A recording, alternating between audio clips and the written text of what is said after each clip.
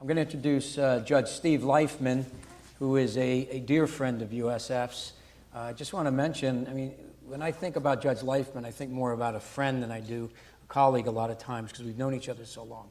He may not even remember, but USF was charged with doing a 5-city focus group in 2001. And the theme of that focus group was the integration of mental health and substance abuse. So co-occurring disorders in 2001. And so we met in Miami back then. And that's 16 years ago. Anyhow. But since then, let me introduce Judge Leifman. Judge Leifman is the Associate Administrative Judge of the 11th Judicial Circuit of Florida. He's a county judge.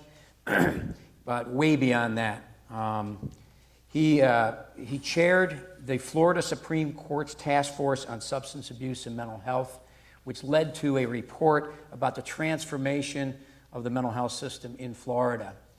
He is known throughout Florida, throughout the country. Since then, he has been appointed to the National Leadership Forum on Behavioral Health and Criminal Justice Services, a member of the American Bar Association. He's also a visiting professor of psychiatry and behavioral health science at the University of Miami, which I didn't know. So that's a new one. In recognition of his tireless efforts, Judge Leifman has received numerous awards. This is a big one. The 2015 William Rehnquist Award for Judicial Excellence. One of the nation's highest judicial honors, the Rehnquist Award is presented annually to a state court judge who exemplifies judicial excellence, integrity, fairness, and professional ethics. Chief Justice of the United States John Roberts presented the award to Judge Leifman during a ceremony at the United States Supreme Court on November 19, 2015. He's also the first recipient to receive the Florida Supreme Court Justice Award for Judicial Excellence. I could go on and on about all of his awards. They're absolutely amazing, but there's some other things that are kind of off the books here. One thing I want to mention, because as most of you know, supportive housing is near and dear to my heart. Judge Leifman sits on the board of the Miami-Dade Homeless Trust, which is critical to that area. They have a beverage tax that generates well over $25 million a year that he oversees. He's also on the board of the Carrefour Corporation, which is a local housing provider, and nationally on the Corporation of Supportive Housing. But having said all this, in your packet, by the way, is a group, some legislation that Judge Leifman was responsible for supporting and initiating in Florida. You can read about that, and hopefully he'll talk about it. But of all the awards, as far as I'm concerned, the most important award to USF is that in 2014, Judge Leifman was awarded the Innovator Award at the 40th anniversary of FMHI. So, with you. Thank you. I'm going to show it. I'll let you know. Yeah. Good morning. Thank you so much for the opportunity to be here, for your interest in this topic. And most important, I want to thank you all for just caring, because the people in this room obviously do. And to me, that's the beginning of solving one of society's most tragic situations and one of this nation's most embarrassing marks. I also want to thank the faculty that is here. They have been tremendous in the support of the work that we do. I want to thank our law enforcement friends that are here as well as my co-presenters. When I was about 17 years old, I was an intern for a state legislator, and he received a letter from the then editor of the Miami Herald about a young man that was in the local state psychiatric hospital, and that there was some concern that maybe the young man didn't belong in the facility. And so, being the lowest person on the totem pole in the office, I got tasked to investigate the situation. As I said, I was 17 years old. I was pretty naive. I grew up in a nice middle-class family and never saw anything bad in my life. And I went to a state hospital.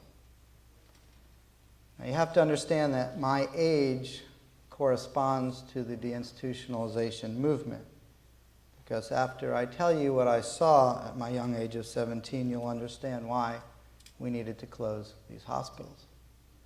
When I arrived, I found the young man in a bed. He was in all 4-point restraints. He was probably 100 to 150 pounds overweight because they were injecting him with Thorazine. And you could see he was living in his own hell. He was just in full agony. But worse than anything, it turned out, he was not even psychotic, he was autistic. And that's what we were doing in those days. But while I was there happened to be an advocate, and I guess it wasn't often that a representative from a legislator's office came by the state hospital, and he asked me if I would please take a tour of the facility. He took me downstairs to what, in my mind, I remember seemed like a dungeon, where there were 7 men lying naked in their own feces while a guard stood there with a hose and washed them down. And I could only think at that moment, my God, we treat animals in the zoo better than we're treating these people here today. It clearly left an indelible mark. I remember it like it was yesterday. I had no idea at that moment that it probably was putting me on a course in my life that I would end up being involved in this issue my entire professional career. Because 17 years later, I was appointed to the bench. And when I became a judge, I didn't realize I was becoming the gatekeeper to the largest psychiatric facility in the state of Florida. And sadly, that is the Miami-Dade County Jail. While the United States has 5% of the world's population, we have 25% of the world's inmates. As we sit here this morning, it is painful to say, but 1 out of 104 adults are in jail. 1 out of 33 adults in the United States are under correctional supervision.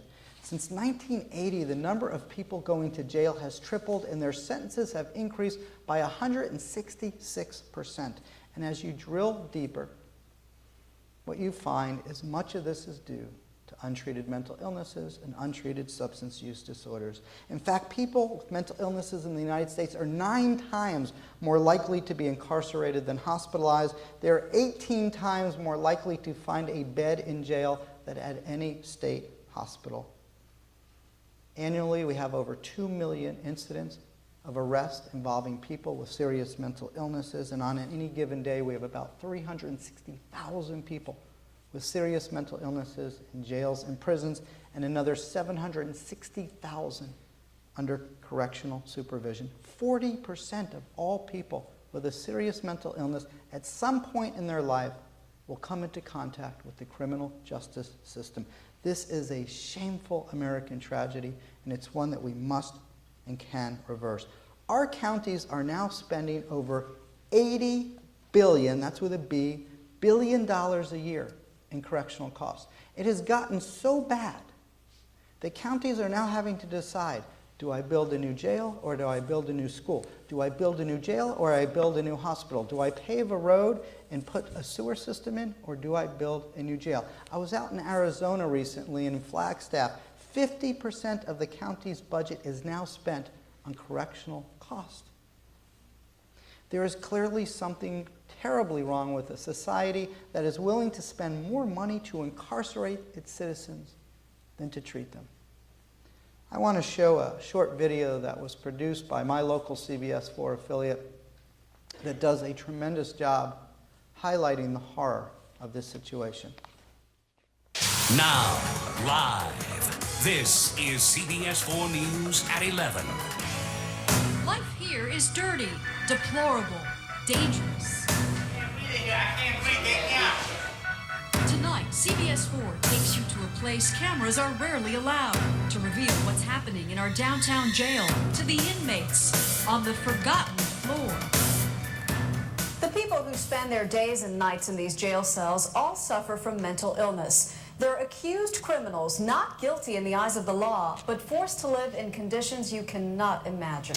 Our chief investigative reporter, Michelle Gillen, has been given unprecedented television access to reveal what's going on. Michelle joins us now, and I was shocked, to say the least, when I saw this. I think certainly it is time for the public to see what is going on. The pictures you are about to see are indeed haunting and most disturbing. Hundreds of men with mental illnesses, many crammed into tiny cells. Some arrested for minor crimes that advocates say would have the average person out of jail in just hours. But incredibly, there is no place to send them. Tonight, our cameras take you inside a world rarely exposed, the forgotten floor. And then they get thrown into a cell. Prison insiders call this the forgotten floor, but it seems unimaginable that the horrendous, be it horrifying conditions of a jail spilling over with inmates suffering from mental illnesses could be erased from any sane man's mind. As frigid air is pumped into sealed cells, some beg for help for the barest of necessities, water. The faucets are dry. The water's not working. The water's not working. He's drinking sewer water. He's drinking toilet water out of the toilet. We'll get you water. It doesn't work, the faucets. Oh, that'll do The faucets aren't working. These stench-filled cells were designed for one person, outfitted with only a single steel shelf for a bed. In this one, there's 3 inmates in a cell for one. Yet 2, 3, sometimes even 5 men diagnosed with mental illnesses, in most cases arrested for low-level felony crimes, in some cases misdemeanors, are locked up for days, weeks, months. Tell me about you. Tell me, living in this, what do you want the public to know tonight? I want the public to know that people in here, they're urinating on the floor, and we have to sleep on top of it. They're defecating on the floor, and you have to sleep on top of it. There's only one bunker that's made of steel. And how many people are in your cell? There is 4 in here right now. They are only allowed out of their cell for 15 minutes 2 times a week. 30 minutes a week they're allowed out. So other than a half an hour, That's it. this is it. They Right. are in this room. Lights are on 24/7. The conditions you see just do not change. I've been in Vietnam. I've been in Vietnam after 18 months in Vietnam. It's worse conditions in here. I wouldn't put a dog in here. A chilling perspective from the jail's chief psychiatrist, Dr. Joseph Portier. You would think that in 2006, we would treat people with chronic mental illness in a much better, more humane manner. But unfortunately, we're reverting back to how it was in the 16 and 1700s, which is terrible. It's morally incomprehensible. A sentiment echoed by an outraged Miami-Dade County judge, Steve Leifman. This is like a secret that people don't know about. Yeah, it's a bad secret. And it's a sad secret. What most of you don't know is that the Miami-Dade jail now serves as the largest psychiatric facility in the state of Florida. 3 of 9 floors burgeoning with inmates suffering from mental illnesses and, according to Leifman, in desperate need of treatment. Not this type of confinement designed to punish people. 5 times as many people in our jail with mental illness than any psychiatric hospital in Florida. 5 times. In this, right here. Right here. An elderly man emerges from the dirt and darkness. There's one on the floor underneath the bunk and 1 or 2 standing around waiting for their turn to sleep. And the crisis has unfolded across the state. In other Florida jails where they strive to comply with all the national standards for housing inmates, frustration over the virtual abandonment of mentally ill inmates left by the state to languish in jail cells for months runs deep. Colonel David Parrish. Can you imagine the chaos that would result in the local criminal justice system if I stood at the booking door and said, sorry, we don't have any more room, we're not taking them from you, law enforcement? Yeah. Parrish from Hillsborough County says local authorities had no choice but to sue the state of Florida to force the Department of Children and Families to comply with their legal mandate to transfer mentally ill inmates to a treatment facility within 15 days. Jails should not be the de facto mental health facility for a county, but that's what they are in the United States. You had your birthday here. How old were you? I was 21. 21. And you've been here 8 months. In Pinellas County, the weight of incarcerating and caring for mentally ill inmates had everyone paying a price, an unacceptable one, according to Major Kirk Brunner. We are not a treatment facility, and these people that you saw in Delta 1, the one that plucked his eye out, they need to be in a treatment facility, which is the responsibility of the state, not our responsibility. And therein lies the danger.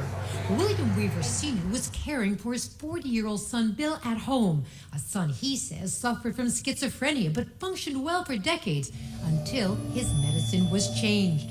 Then one night, according to police records, he attacked his elderly father, who called police and urged them to arrest his son, hoping this would trigger treatment. Because he was under the false idea that if he got arrested, he'd get treatment.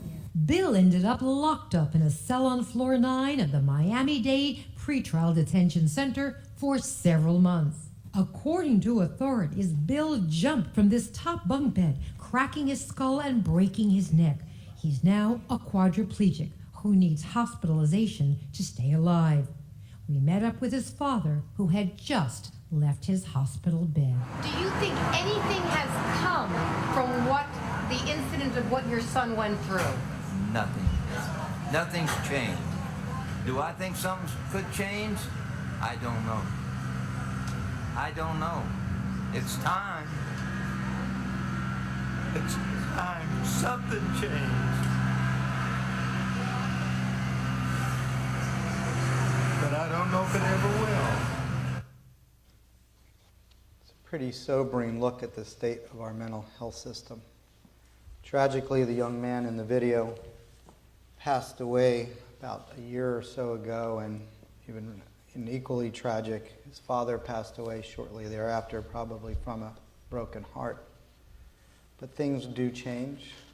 That horrible 9th floor is now gone. 2 more appropriate floors have been built, and we are starting to treat our population in our jail with mental illnesses humanely again.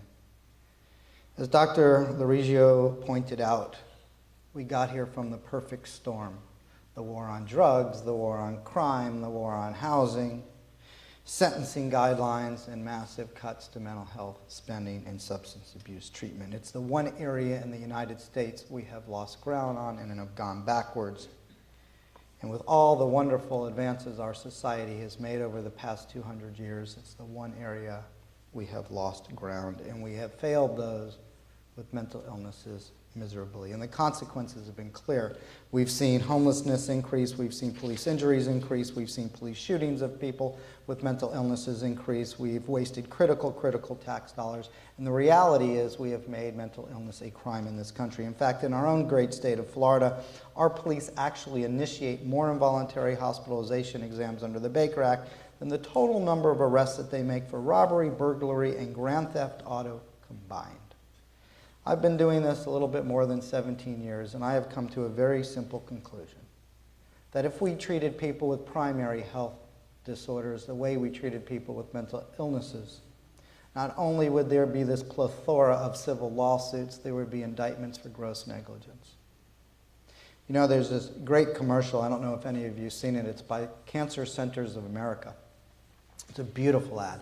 It's this lovely music, and they're like, God forbid you get cancer. We will take care of every aspect of your life. We will help you with housing, with transportation. You will be in this warm and welcoming system of care. We will get you the best medicine, the best treatment. Mental illness is the exact opposite. And it needs to change. And the problem and the root cause of our problem is not just the hospitals closing and the war on drugs and the war on crimes. It's that we have applied a criminal justice model to a disease. And we are really great in the criminal justice system at processing cases. We really stink at treating people's health. And so if we would just start to think and apply population or health disease models to a disease, we would start to get better outcomes. Insurance, parity. People should get the same level of care through their insurance with mental health disorders that they do with any other illness. And while we sit and take it, I have not understood. We should be angrier and more advocacy towards this. We should not let our policymakers get away with this. Not for another second. And there are some really great initiatives going on. So how do we fix it? Well, 80% of the solution is in each community, and this is a wonderful community. I love coming over to Tampa and Hillsborough and Pinellas because you are doing some wonderful, innovative things.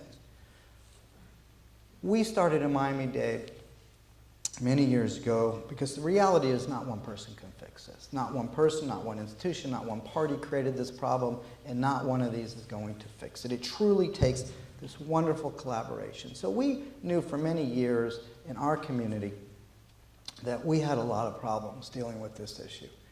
And I had a terrible case in Miami. The defendant turned out to be a Harvard-educated psychiatrist who had a late onset of schizophrenia and a full-blown psychotic episode in my courtroom. And it really opened my eyes to what the problem was in my community.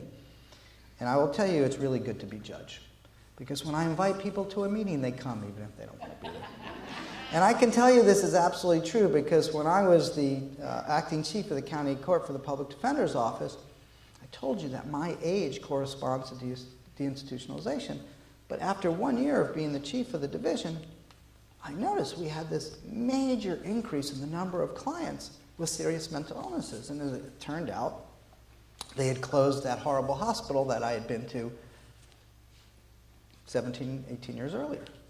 And so we had one wing of one floor of people with mental illnesses when I started as a public defender. By the time I became a judge, there were 3.5 floors. And so I naively wrote this wonderful letter to all these stakeholders in my community as a public defender and said, we need to sit down, something's going on in the community, we need to figure out how to fix this. So I show up to the meeting, and this is the God's honest truth, nobody showed up. Not one person. They didn't even have the decency to call and say they weren't coming. So about a year later, I was appointed to the bench. I had this horrible situation I just told you with this psychiatrist in my courtroom. I took this same letter and I put it on my news stationery with the big fat gold seal, and they were there early. And we did this wonderful mapping. And we literally mapped out how our criminal justice system intersected with our community mental health system. And we had all the important people in the community that could actually make decisions. The director of our police, which is our sheriff basically, judges, state attorney, policymakers, the commission, everybody was there.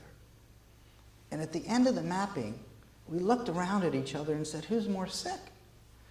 Poor folks that have a serious mental illness that we're not treating, or us so-called policymakers that have clearly designed a system that is designed to fail. And as the doctor just pointed out, our systems are painfully fragmented. In fact, one of our experts, and I tell people that the definition of an expert is someone who lives 15 miles outside your jurisdiction. So I had someone from Seattle, which is as far away from Miami as you could probably get. So he was a brilliant expert. And he told us this wonderful story. And he said they took a group of people like you that are in this room today. They had judges, they had psychiatrists, they had lawmakers, the state attorney, the public defender, the sheriff, and they took them to a local park. And they took their shoes, their purses, their wallets, and all of their ID away from them. And they said, okay, you have a serious mental illness. Tomorrow morning, you need to be in court at 9 o'clock. At 10:30, you have an appointment with your probation officer. At noon, you need to go see your psychiatrist. At 1 o'clock, you need to go get your benefits. And at 3 o'clock, pick up your medication. And if you think about it in those terms, you realize we designed a system, A, for people who aren't sick, 9 to 5, 5 days a week.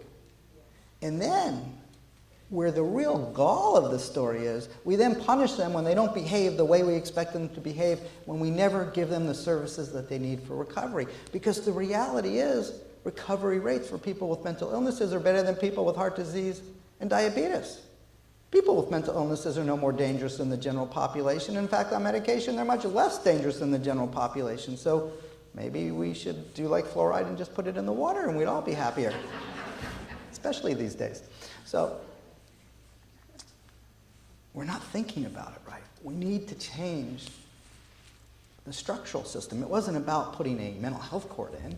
It was about making a community structural change so that we could stop so many people coming into our system. And when they did come in, figure out a way to get them the treatment, just the way the doctor was talking about, and then have a warm handoff for them when they were leaving our system.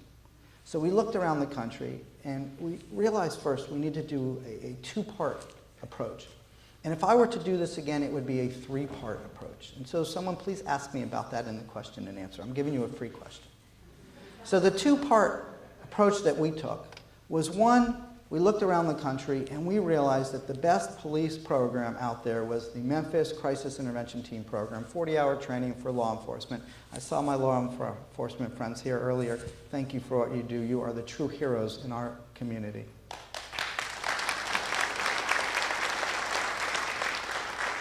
Now, I have 36 police departments with 36 different cultures, and the last thing they wanted at that point was some civilian judge telling them how to do their jobs. And so what ended up happening is our state attorney actually impaneled a grand jury to look at these issues. And they basically indicted the whole community for not doing what we needed to do. And to the credit of our law enforcement, they came around, and they came around quick. We now have all 36 agencies trained. We have the largest trained squad in the United States. I have over 5,600 police officers trained. And we keep data on the two big agencies out of the 36 because they do about 60% of all the calls. So the City of Miami and Miami-Dade keep data on every single mental health call that they make. Between 2010 and 2016, these two agencies alone, combined, CIT officers handled 71,628 mental health calls. Yeah, while that's a lot and impressive, that's nothing compared to what they did. They only made 138 arrests out of 71,628 calls. So guess what happened? Our jail audit plummeted. We went from 117,000 arrests in Dade County when this program started to 56,000 today. It has dropped almost in half. We closed the jail. And a lot of this work is about cost shifting, not cost savings, but when you close a jail, it's a savings. And for our purposes, $12 million a year. It's been closed 5 years. And so when I went to the mayor recently to ask him for an additional $20 million for a program that we are doing to build the first of its kind forensic diversion facility so we don't have this fragmentation for the most acutely ill, he had no choice but to give it to me because I told him he still owed me another 40. And on Tuesday of this week, the county commission officially voted unanimously to move that money over to our managing entity so we can begin construction in the next couple months. But equally important, we realized we also needed to do post-arrest. And so we have 3 post-arrest diversion programs. So if you get arrested in Miami-Dade County on a misdemeanor, within 3 days after full screening, we change the screening at the jail to use the most effective screenings available. We transfer you to a crisis stabilization unit if you meet criteria. Because you're on a criminal hold, we let you stay for a couple of weeks, which actually allows the person to get stabilized. I have a team of people, including 7 peers, 4 of them graduated from our program. We go see the individual, and we convince them to go into our program. If they accept, which most of them do, they do not get rebooked. They get transported right back into the courtroom where a peer is waiting for them. The county gave us a car. So the peer takes them by transportation. We have their housing. We have their benefits. We have their medication that we've picked up for them already. We have clothes for them. We have AA, NA, whatever they need. CBTs, trauma therapy, to help them stay in recovery. So guess what happened? The recidivism rate dropped from 72 to 20%. The state attorney was so shocked by all this because she now realized that if you really want to reduce crime, and you really want to improve public safety, provide treatment. It's not rocket science. So we then expanded it to our felony division. And now 2nd and 3rd degree felonies, for the most part, are eligible for similar diversion. 70% of the people that go into that program successfully complete it with only a 6% recidivism rate. That program alone has saved Dade County 68 years of jail bed days. We also have another diversion program. I can talk a little bit more about it in the question and answer. On competency restoration, that is a huge problem in the state. We spend way too much money, and it takes money out of the community system that we have to reverse, and we should talk about that in the questions and answers as well. Data is critically important, and I just want to mention this because this directly affects, and I am so appreciative to Florida Mental Health Institute at USF.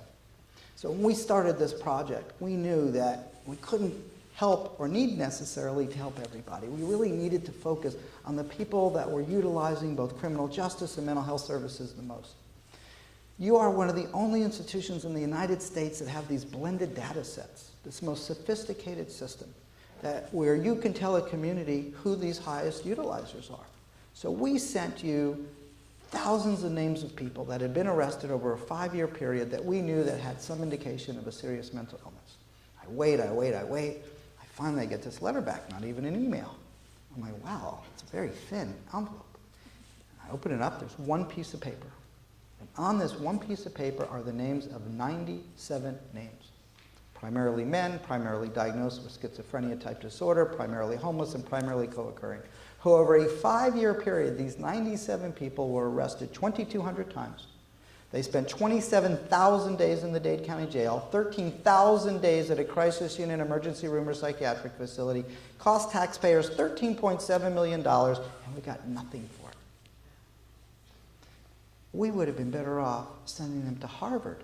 They would have had an education, housing, it would have been a heck of a lot cheaper, and they would have had lives. That's the absurdity of our system. So this new facility that we have designed and are about to build will have all the essential elements, because there's 14 essential elements that a community needs to have a system of care that will get people into recovery and keep people into recovery. And I'll talk about those 14 in the questions, so you now have the second question you can ask me. Look, as I said at the beginning of this presentation, not one person, not one institution, and not one party created this. But if we work together and we collaborate, we can finally achieve what the United States Supreme Court wanted us to do when they ordered the deinstitutionalizations. Thank you so much. Appreciate it.